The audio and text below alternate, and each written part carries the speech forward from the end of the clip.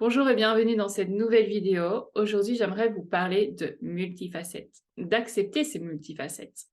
Alors, si ce n'est pas déjà fait, n'oubliez pas de vous abonner à ma chaîne et de cliquer sur la petite cloche pour être prévenu des notifications. En visionnant certaines vidéos de mes vidéos, je me dis, ouais, les gens vont penser, parfois je suis cash, parfois je suis grossière aussi, parfois je suis plus douce, plus dans, voilà, le maternante comme ça, et parfois aussi plus enfantine, plus joyeuse, plus spontanée. Enfin, j'essaye d'être le plus spontanée possible. De toute façon, rien n'est écrit à l'avance, de toute façon. Quand je fais une vidéo, c'est selon l'énergie du moment. Je partage en général sur des expériences de vie ou des réflexions. Et donc, parfois, je suis activée. Activée, ça veut dire que j'ai envie de répondre, en fait, à une information que je viens de lire ou de voir. Voilà. Et donc, ou à une conversation aussi que j'ai eue. Donc, à ce moment-là, je vais avoir une inspiration, une envie de répondre. Répondre pas pour créer une réaction, mais pour apporter un éclaircissement ou apporter un autre point de vue, voilà, pour partager, tout simplement. Et donc, c'est selon aussi l'émotion qui est associée. Donc, quand ça touche, par exemple, à l'identité, ça me tient particulièrement à cœur. Donc, ça veut dire que là, je serai peut-être plus émotionnelle. Et donc, là, je vais peut-être être plus crue dans mes mots. Voilà, parce que ça vient toucher des zones sensibles chez nous. Et quand je pense aux enfants, quand je pense, j'ai travaillé dans des écoles primaires, quand je pense à ces enfants qui, qui étaient mal dans leur peau, qui n'étaient pas reconnus, qui ont été vraiment mis de côté à cause de leur tempérament un peu trop impulsif, un peu trop volcanique, alors que je voyais en eux de grandes puissances, de grandes forces intérieures et qui, bah, malheureusement étaient mal compris, ou ces enfants qui sont un peu atypiques aussi et qu'on ne comprend pas. Il y en a de plus en plus. Ça me fait mal au cœur en fait. Ça active l'être blessé que j'étais.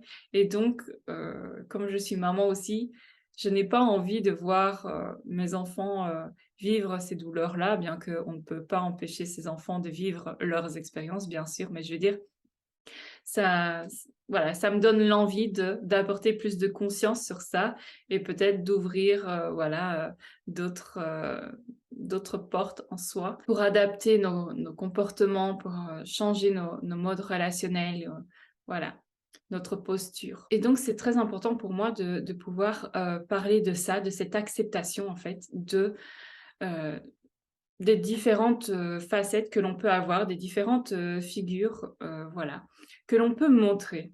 Surtout quand on s'expose sur les réseaux et donc on va tout de suite être jugé de toute façon. Il y a aussi cette croyance que dans la spiritualité, il faut être doux, bienveillant, utiliser que des mots tels que namasté, amour, paix, hem, voilà, enfin bref, vous voyez? Bah, oui, on peut si ça vous fait plaisir, mais il faudrait pas que ce soit un masque, en fait, qui vous empêche de pouvoir oser vous montrer tel que vous êtes, de peur d'être jugé. Mais ça demande vraiment un travail introspectif et une honnêteté envers vous-même, une honnêteté, une transparence. Parce que combien de personnes, heu, dans la sphère spirituelle, il y a pas de milieu spirituel, en fait, on est tous spirituels et on l'exprime à notre manière. On que la spiritualité, c'est juste un lien de soi à soi et de soi à la vie. Et qu'on a tous cette manière unique. Même les personnes qui, d'apparence, n'ont rien de gourou spirituel ou qui n'ont pas de lien avec le chamanisme ou qui n'utilisent pas de pierre, qui n'utilisent pas de tarot, d'oracle, qui ne récitent pas de mantra, etc. Bref, qui ne font pas de yoga. Bref. Donc, tu peux écouter du métal et être hyper spirituel, hein.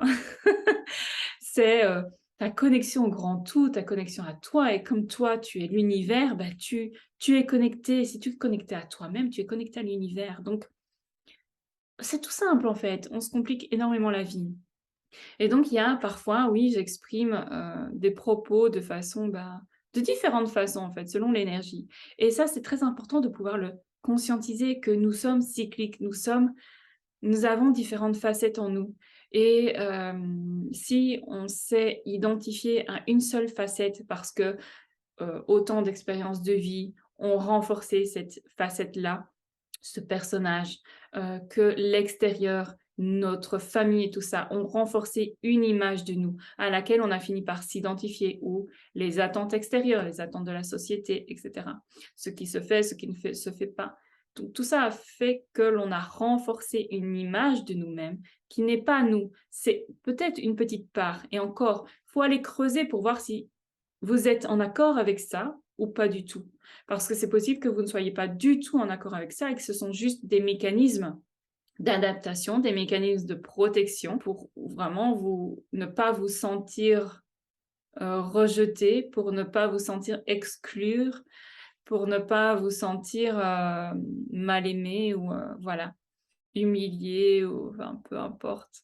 Nous sommes composés de multiples facettes qui se manifestent avec différentes personnes dans différentes situations. Donc, nous avons nous sommes comme un diamant. Et donc, il y a peut-être une facette de vous que vous aimez plus qu'une autre.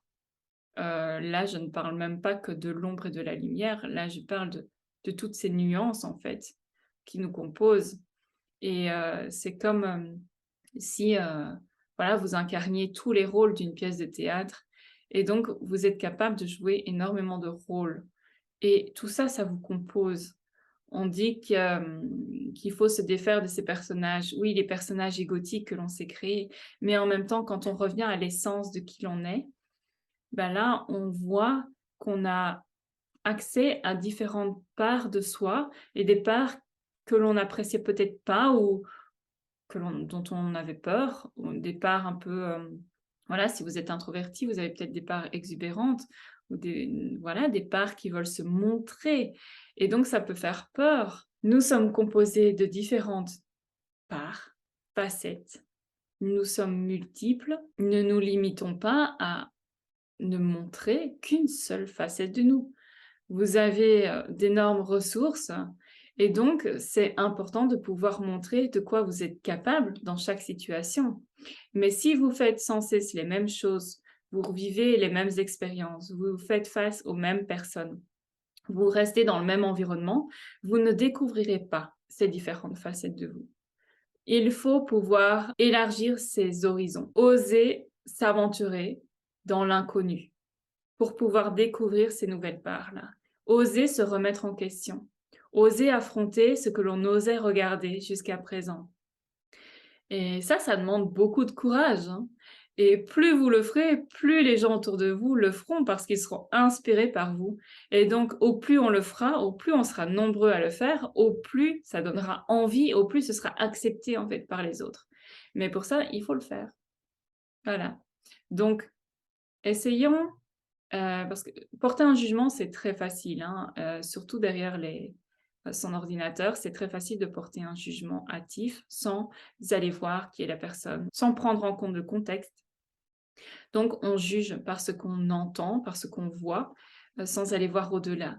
Et c'est très important, c'est une compétence très importante à développer, d'aller voir au-delà des apparences. Parce que les apparences sont trompeuses, on montre ce que l'on veut bien. Et donc, quand on fait preuve d'authenticité, ça peut déconcerter parce que nous ne sommes pas habitués à l'authenticité, à la transparence. L'authenticité et la transparence sont deux valeurs très importantes pour moi.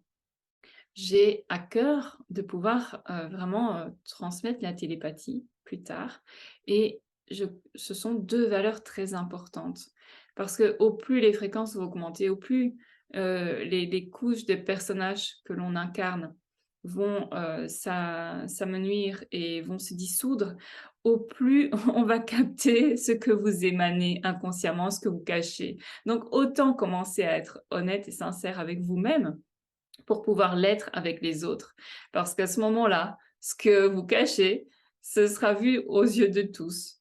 Et donc, autant commencer à faire ce petit travail-là maintenant et d'oser montrer voilà, notre folie, notre incohérence, notre originalité, et pour que ça devienne de nouvelles normes et que ça ne fasse plus réagir Voilà, c'est comme pour tout. Tout ce qui est nouveau fait réagir et puis à un moment donné, ça rentre dans l'esprit, on l'accepte, on le conçoit et puis, ça devient une évidence.